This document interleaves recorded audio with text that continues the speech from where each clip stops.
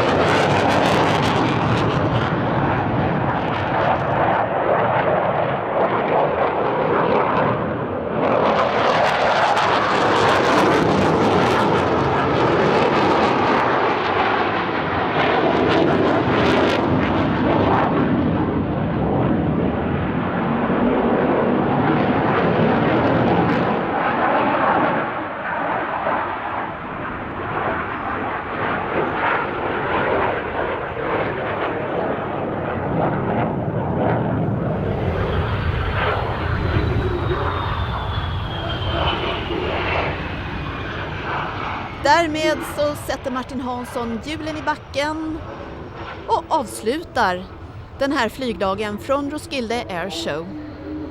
Vi tackar för oss och hoppas att ni har njutit av det lika mycket som vi.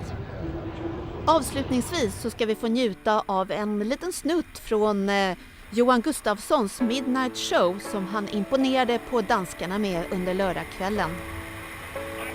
På gensyn!